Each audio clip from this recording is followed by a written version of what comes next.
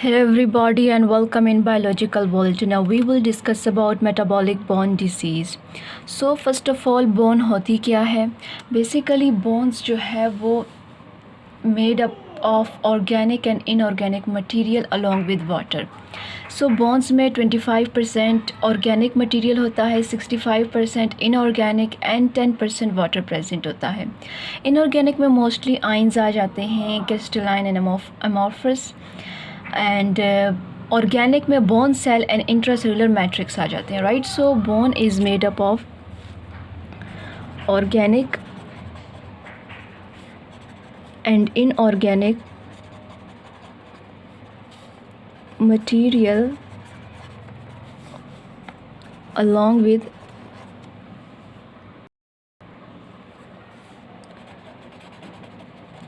with water. सो जो organic है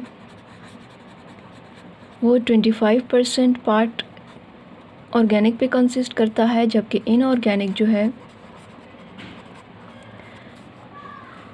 वो 65% पार्ट कंसिस्ट करता है इनऑर्गेनिक पे, जबकि 10% वाटर प्रेजेंट रहता है. ऑर्गेनिक में क्या आ जाता है? बोन सेल्स आ जाते हैं. बोन सेल्स कौन से होते हैं? Osteoclast, osteoblast, right, osteocyte. And intracellular matrix आ जाता है, जबकि इनऑर्गेनिक में मोस्टली आइंस आ जाते हैं, crystalline and amorphous, right. So and water उस पर कंसिस्ट करता है. अब बोन्स जो है वो स्टोर हाउस है किसका?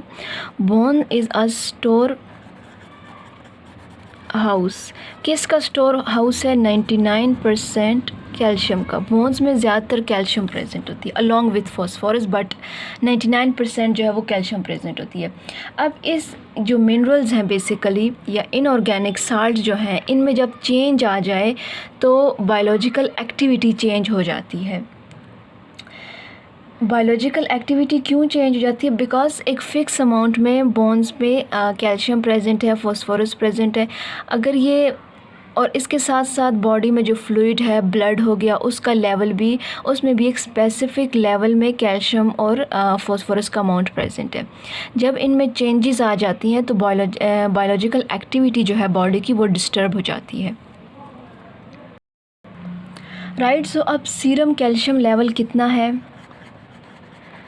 सीरम कैल्शियम लेवल जो है बेसिकली वो है 9 to 11 मिलीग्राम पर डेसीलीटर. और ब्लड में कितना प्रेजेंट है कैल्शियम? 1.5 ग्राम. ये ब्लड में प्रेजेंट है. अब इसके साथ साथ अब ये जो प्रेजेंट है amount serum level of calcium, इसमें अब 50% जो है वो आयोनाइज फॉर्म में है बॉडी में, 50% जो है इसमें आयोनाइज्ड फॉर्म है, आयन की फॉर्म में प्रेजेंट है. 40% जो है कैल्शियम वो बाउंड हुई हुई है किसके साथ? Bound with protein. एंड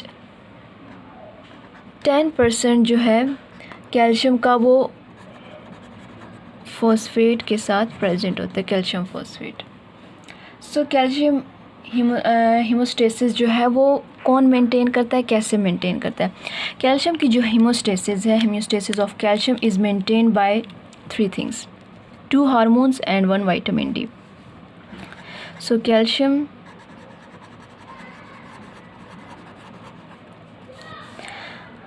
अब एक मेंटेन करता है पैराथॉर्मोन. पैराथॉर्मोन कहाँ से सिक्रीट होता है? पैराथायरॉयड ग्लैंड से सिक्रीट होता है. अब पैराथायरॉयड ग्लैंड कब सिक्रीट होता है? जब कैल्शियम का लेवल लो होता है बॉडी में. जब कैल्शियम का लेवल बॉडी में लो होता है तो पैराथॉर्मोन सिक्रीट करता है. अब ये कैसे बैलेंस कैसे करता है? ये बैलेंस करता है 3 things पे एक्ट करके. 3 things कौन है? इसमें से फर्स्ट वन जो है वो बोन है, सेकंड वन जो है वो किडनी है, एंड थर्ड वन जो है वो इंटेस्टाइन है. इन तीनों पे एक्ट करके पैराथॉर्मोन जो है वो कैल्शियम का लेवल हाई करने की कोशिश करता है, क्योंकि ये तब रिलीज़ होता है जब कैल्शियम का लेवल लो होता है. बोन से क्या करेगा? बोन की रिजॉर्प्शन करेगा.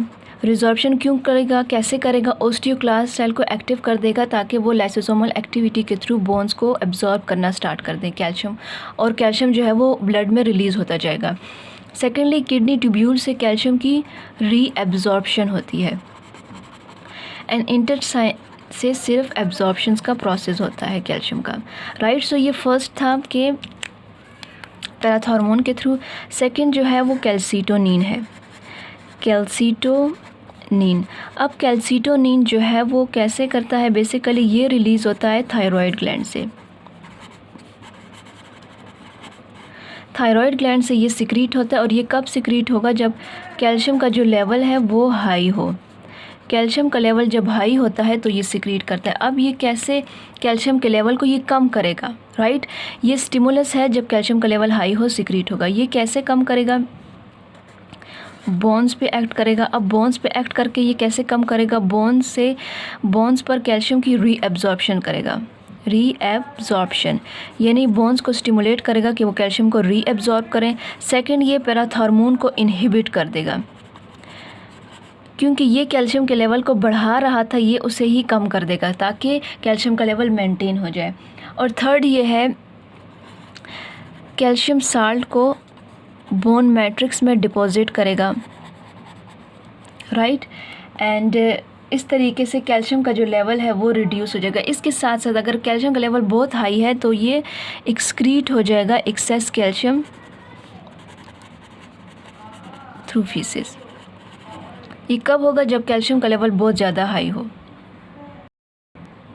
राइट। सो बोन से रीअब्जॉर्प्शन करवाएगा, पैराथॉर्मोन को इनहिबिट करेगा, को बोन मैट्रिक्स पे डिपॉजिट करेगा, एंड एक्सक्रीट करेगा कैल्शियम को फीसेस से। इस तरीके से लेवल जो है वो मेंटेन करने की पॉसिबल कोशिश करेगा। सो कैल्शियम का क्या फंक्शन है बॉडी में, ये परफॉर्म करते हैं। इसके फंक्शन को मेमोराइज करने के लिए हम लिखते हैं BCCI, right. Mens have heart. इसके थ्रू हम इसके फंक्शंस को मेमोराइज करेंगे। B stand for what? B stand for bone and teeth formation. So calcium help करता है बोन एंड टीथ फॉर्मेशन में। C stand for contraction of muscle.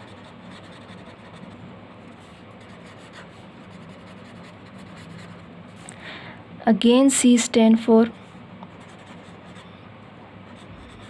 coagulation factor 4। जब ये प्रोथ्रोम्बिन के साथ मिलेगा कैल्शियम प्लस प्रोथ्रोम्बिन तो क्या बनाएगा? थ्रोम्बिन बनाएगा और हेल्प करेगा किस में? कोगुलेशन में। I stand for integrity of cell membrane, यानी उसकी परमिएबिलिटी की बात हो रही है। किसकी? परमिएबिलिटी की, राइट। सो अब mens, M stand for messenger. Calcium जो है वो हेल्प करता है एज अ मैसेंजर, एक्ट करता है सेकंड मैसेंजर। कौन से केस में एक्ट करता है? IP3 and DAG, dog. इसके तौर पे सेकंड मैसेंजर के तौर पे काम करता है। E stand for enzyme, activity के लिए कैल्शियम रिक्वायर है। N stand for nerve impulse transmission.